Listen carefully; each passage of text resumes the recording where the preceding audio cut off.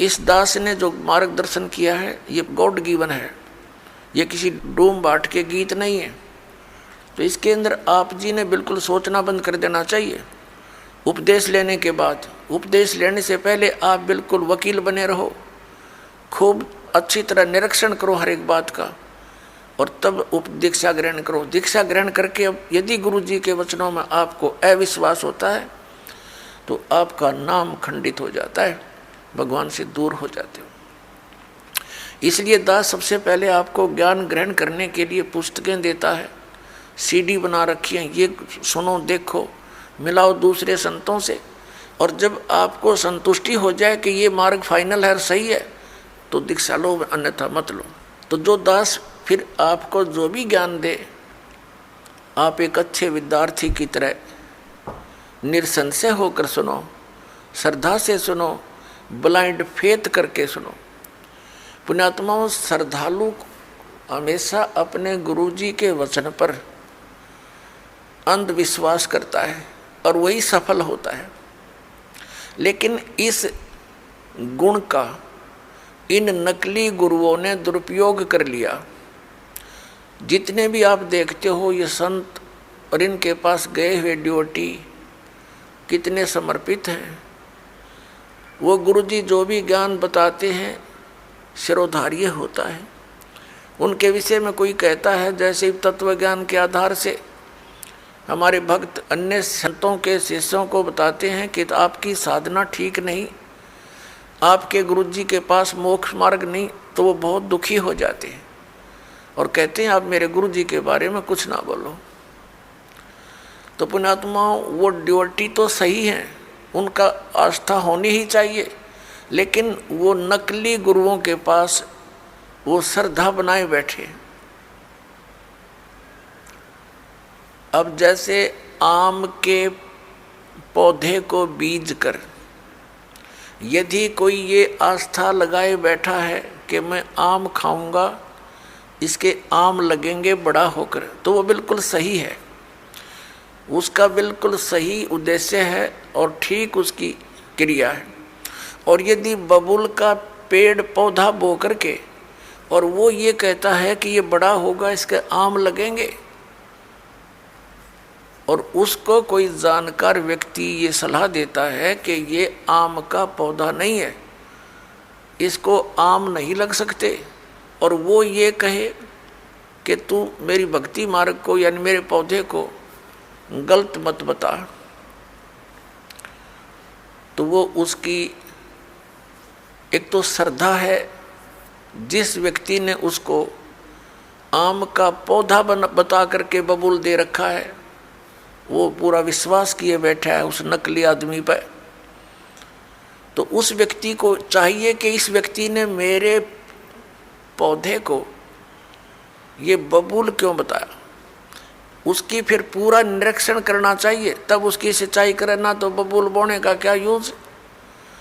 तो जैसे भी किसी को ये शंका उत्पन्न करता है कोई कि भी आपका भक्ति मार्ग ठीक नहीं, तो उससे पूरा पूछे, अच्छी तरह निरीक्षण करे और फिर इन सदग्रंथों से मेल करे, क्योंकि किसी के लोक वेद से यानी कहने सुनने मात्र से अपने पद से डगमग होना ठीक नहीं। अपने आत्माओं, ये दास आपको जो ज्ञान देता है ये शास्त्र अनुकूल है।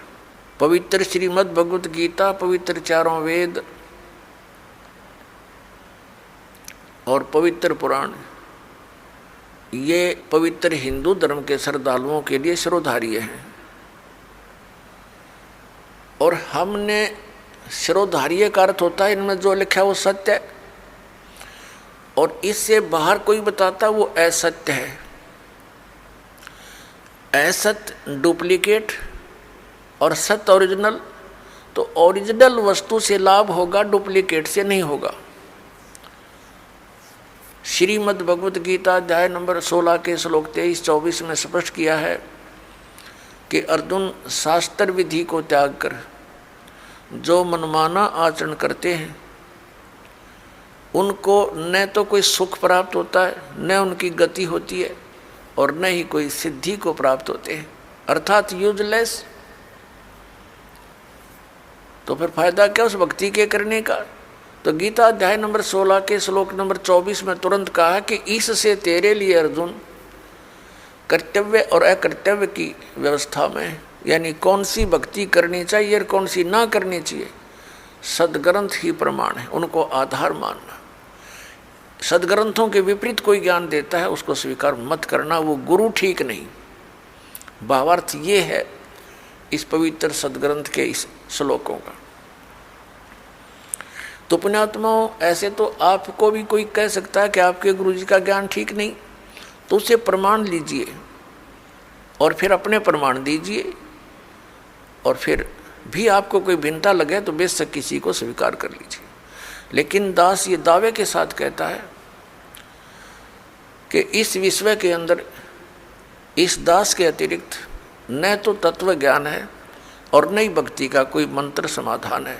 सबके पास यूजलेस मंत्र है, मोक्षदायक नहीं है, वो सब झूठे और गलत मंत्र हैं, शास्त्र विरुद्ध ज्ञान है। ये ढोल के डंके पर कहते हैं। और ऐसा है तो प्रमाण दे कोई हमारे सामने आए। हमने अध्यात्म ज्ञान चर्चा का एक प्रोग्राम चलाया, उसमें सामने आए और अपना पक्ष प्रस्तुत करे।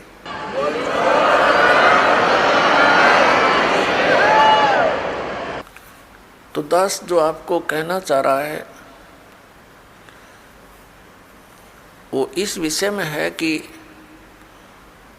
जो भक्ति आप करते हो और जो साधना ये दास बताता है उसके ऊपर आपको अविश्वास नहीं होना चाहिए, विशेषकर उपदेश प्राप्त करने के बाद।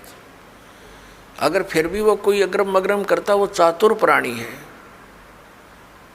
उसने 1 2 4 20 हजार 2000 को मूर्ख बना रखा होगा, वो गुरु पद प्राप्त कर चुका है, उन औरों को अभी उलझाना ही चाहता है। अन्यथा इतने प्रमाण देखकर तो मूढ़मती भी इंसान समझ जाता है कि यह संत क्या बताना चाहता है। तो कहने का दास का तात्पर्य ये है कि जब आप उपदेशी हो जाओ उसके बाद आप दास के वचन सुनो और उनको फाइनल मानो।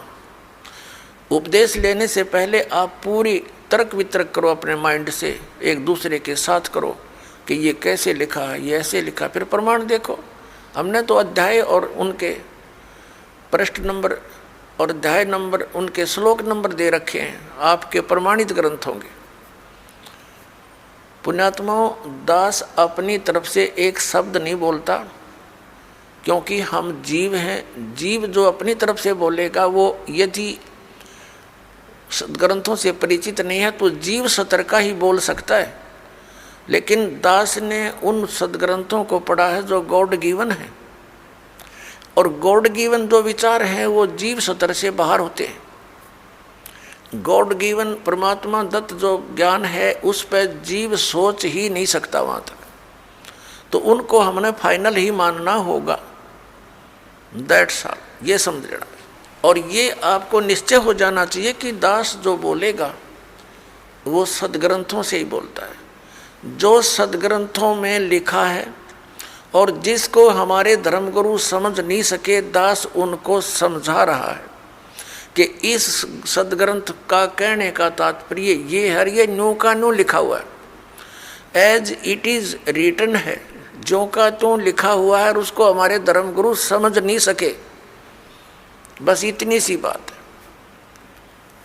अब धर्मगुरु कौन होता है? जो धार्मिकता और सदग्रंथों का ज्ञान दे, और जो सदग्रंथों के विपरीत ज्ञान देता है और आपस में लड़ा के मारता है, वो ना धर्मगुरु है ना उसके धार्मिकता आसपास है, वो तो एक राक्षस व्यक्ति है। पीछे आप देखते आए हो, हिंदुओं के गुरु मुसलमानों के साथ लड़ाते हैं, मुसलमानों के गुरु हिंदुओं के साथ लड़ाई करवाते हैं अपने उल्लू सीधा करने के लिए, और वो हमें मूर्ख बनाते रहे। अब हम देखेंगे अपने सदग्रंथों को, और सदग्रंथों में वर्णित विधि है, उससे हम मोक्ष प्राप्ति करेंगे।